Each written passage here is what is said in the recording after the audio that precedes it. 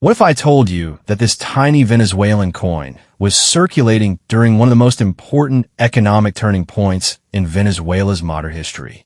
It isn't made of gold. It isn't made of silver, and millions of them were produced. Yet this humble 50 centimos coin from 1985 carries the portrait of one of South America's greatest revolutionary leaders, the national coat of arms of Venezuela, and a story of a country struggling with falling oil revenues, foreign debt, inflation, and a changing economy. Look closely at the coin in your hand. You can see the face of Simón Bolívar. You can see the word LIBERTADOR, meaning liberator. And on the opposite side is the coat of arms of the Republic of Venezuela. This coin may look ordinary, but it was born at a very extraordinary moment. Today, we're going to uncover the complete story of the 1985 Venezuelan 50 centimos. We'll explore the history behind the Bolívar currency, the political and economic world of Venezuela in 1985, the meaning of every major detail on both sides of the coin, how this coin was manufactured, why the Royal Canadian Mint produced it, how common or rare it really is, and finally, what one of these coins might be worth to collectors today. This is the story of a small coin from a country experiencing enormous change. This is the 1985 Venezuelan 50 centimos. To understand this coin, we first need to understand the currency behind it. The Venezuelan currency is the Bolívar. It was named after Simón Bolívar, the legendary independence leader whose campaigns helped liberate large parts of northern South America from Spanish rule. The name was a deliberate statement of national identity. Instead of using the name of a king, emperor, or foreign ruler, Venezuela chose the name of one of its own greatest historical figures. The Bolívar was divided into 100 centimos. That means our coin, the 50 centimos, represented exactly half of one Bolívar. But this denomination had an older history. The 50 centimos was historically equivalent to a half Bolívar, and it was also associated with the traditional Venezuelan denomination known as the real. In fact, Venezuelan numismatic references note that the 50 centimos was popularly known as the real because its value corresponded to the 1 real coins that had circulated during the colonial and early Republican periods. So although this looks like a simple 50-cent coin, its denomination has roots reaching much further back into Venezuelan monetary history. Now comes an interesting part of the story. If you have seen older Venezuelan 50 centimos coins, you may notice something very different. The earlier 50 centimos issues from 1954 and 1960 were silver. The 1960 issue, for example, was made from 0.835 silver and weighed 2.5 grams. But the coin we're examining today is different. The 1985 50 centimos belongs to a later design introduced in the 1960s. This later type was made from nickel, weighed approximately 3.5 grams, and measured about 20 millimeters across. That change reflects a broader transformation in world coinage. By the second half of the 20th century, many countries were moving away from precious metal circulation coins. Silver was becoming more valuable. Governments increasingly wanted durable base metal coins that could circulate economically without putting valuable precious metal into everyday transactions. So by the time this Venezuelan coin was produced in 1985, the era of ordinary silver 50 centimos coins was already history. This is why it is important not to confuse the 1985 coin with a 1960 silver issue. They share the same denomination and some important design elements, but they are different coins. Now let's travel back to Venezuela in 1985. At first glance, Venezuela might have seemed like a wealthy country. It possessed enormous petroleum resources. Oil had transformed the Venezuelan economy during the 20th century. During the years of high oil prices, government revenues expanded dramatically. But the boom eventually created serious problems. Venezuela borrowed heavily. Government spending increased, and the country became highly dependent on petroleum income. Then the international oil environment changed. Oil prices weakened. Venezuela's economic problems became increasingly difficult to hide. Foreign debt had become enormous. The country's economy was under pressure, and the currency itself was becoming increasingly difficult to manage. The crisis had already become serious by 1983, when Venezuela experienced a major currency and financial shock. By 1985, the country was still dealing with the consequences. Contemporary economic assessments describe Venezuela as facing large external debt, inflation, economic distortions, and declining oil revenues. This gives our little coin an entirely different meaning. It wasn't created during Venezuela's famous oil boom. It was created during the difficult aftermath. In 1985, Venezuela was governed by President Jaime Lucinchi. Lucinchi had become president in 1984 after winning the 1983 election. His administration inherited a difficult economic situation. The government was trying to restore financial stability while dealing with debt, currency controls, inflation, and weaker oil revenues. Contemporary reporting from 1985 described an economy attempting to recover after several difficult years and noted efforts to restore Venezuela's international credit. But the problems were much deeper than 1 year or one administration. For decades, Venezuela had benefited enormously from petroleum. When oil prices were high, the country had money to spend. When oil revenues weakened, the underlying problems became much more visible. That is the economic background behind this 1985 coin. Every time one of these coins changed hands, it was participating in an economy that was beginning to face a very different future. Now, let's look closely at the coin itself. The side featuring Simón Bolívar is generally cataloged as the obverse. At the center is a portrait of Bolívar facing left. This is one of the most recognizable images in Venezuelan numismatics. Immediately below the portrait is a tiny inscription. Ba. That small word is easy to overlook, but it identifies the original engraver associated with the portrait design, Desire Albert Bar. Now look around the portrait. On the left is the word Bolívar, and on the right, Libertador. Together, these words identify the historical figure as Simón Bolívar, the liberator. The portrait isn't just decoration. It connects the currency directly to Venezuela's national story. Bolívar was born in Caracas in 1783 and became one of the central figures in the struggle for independence in South America. His legacy became so deeply connected with Venezuela that the nation's currency itself carries his name. So when you hold this coin, you're holding a piece of Venezuelan history, literally bearing the face of the man whose name became the country's monetary identity. Now move your camera closer.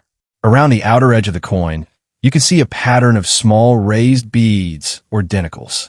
This decorative border surrounds the central design.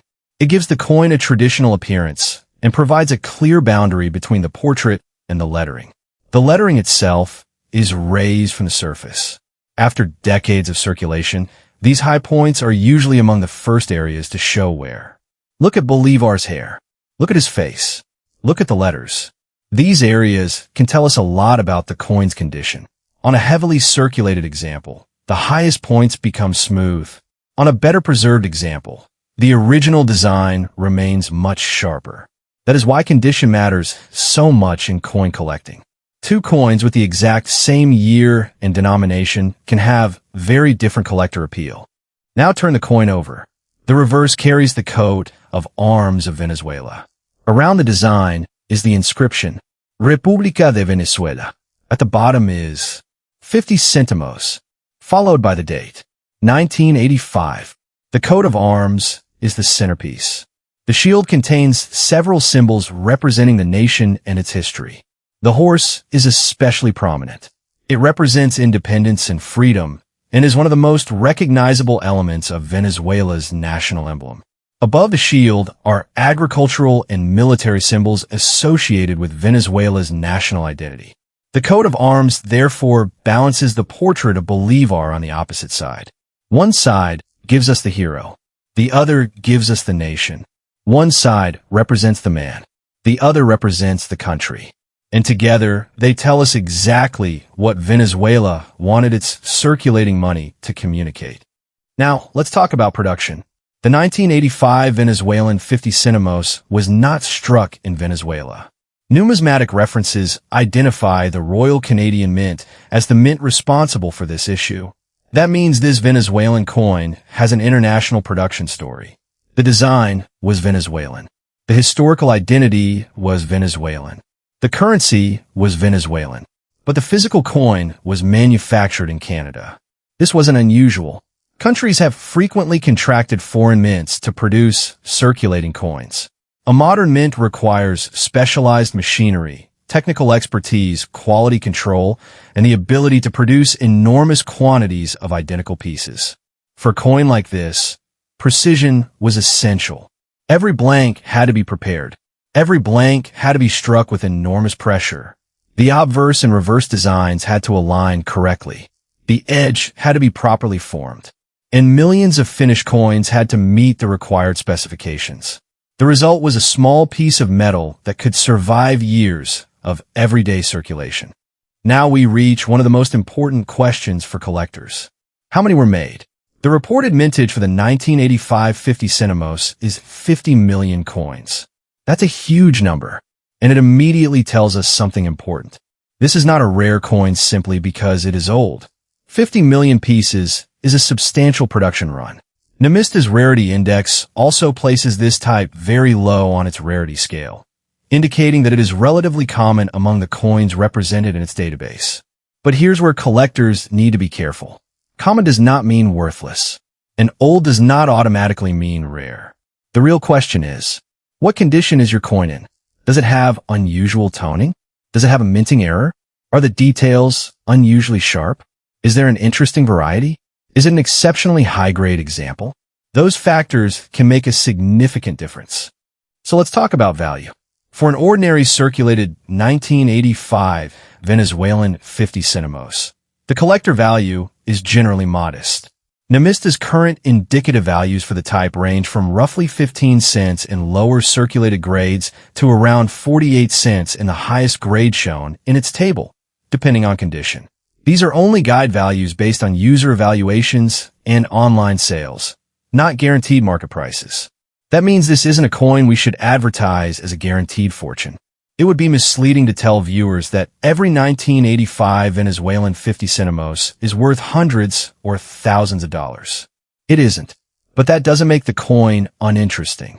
In fact, its modest value makes the historical story even more fascinating. This was a genuine circulation coin. Millions of ordinary people handled it. It was part of everyday Venezuelan life. And today, collectors preserve examples because they document a particular moment in the nation's history. There is another kind of value that doesn't appear in a price guide. Historical value. Imagine this coin leaving the Royal Canadian Mint in the mid-1980s. It travels to Venezuela. It enters circulation. Someone uses it in a transaction. Another person receives it as change. Perhaps it sits in a cash register. Perhaps it spends years inside someone's pocket. Then, eventually, it disappears from circulation. Decades pass, and now you are holding it. The scratches and wear aren't necessarily defects in the story. They're part of the story. They are evidence that the coin actually did what it was designed to do. It circulated. It participated in the economy. It passed through people's hands. And it survived. The date 1985 is especially interesting. Venezuela was entering a difficult period. The country still possessed enormous oil wealth, but the economic model that had worked during the boom was under increasing pressure. Oil revenues were weakening. Debt was high. The currency system was under stress. And the economic difficulties of the 1980s would continue to shape Venezuela for years to come. This makes the coin a tiny time capsule. The date isn't just a number. It tells us when this particular piece of money entered the world. A few years later, Venezuela would experience even more dramatic economic changes. But in 1985, this coin still represented a familiar monetary system. The Bolívar remained the national currency. The 50 Centimos remained part of everyday transactions. And the portrait of Bolívar remained a powerful symbol of national identity. So what have we discovered? The coin in front of us is the 1985 Venezuelan 50 Centimos. It is part of a Venezuelan coinage type that ran from 1965 through 1985. It is a nickel coin, not silver. It weighs approximately 3.5 grams and measures about 20 millimeters. It was produced by the Royal Canadian Mint, and approximately 50 million examples were struck in 1985. On one side, we see Simón Bolívar, the liberator. On the other, we see the coat of arms of Venezuela. And between those two sides is an entire national story. The story of independence, the story of oil wealth, the story of economic change, and the story of a country entering one of the most difficult economic periods in its modern history. This coin probably won't make you rich, but that's not why it matters. Coins are historical objects. They tell us what governments wanted people to see. They show us which leaders nations chose to honor. They reveal changes in technology and metallurgy. And sometimes they give us a physical connection to moments that happened decades before we were born. The 1985 Venezuelan 50 Centimos is one of those coins. A small piece of nickel, a portrait of a liberator, a national coat of arms, and a date that quietly marks a turning point in Venezuelan history. So the next time you find an old coin that looks ordinary, don't dismiss it. Turn it over. Read the date. Look at the portrait. Study the symbols. Because somewhere beneath the scratches and worn metal, there may be an entire story waiting to be discovered. This is Coin Legacy. Every coin tells a story.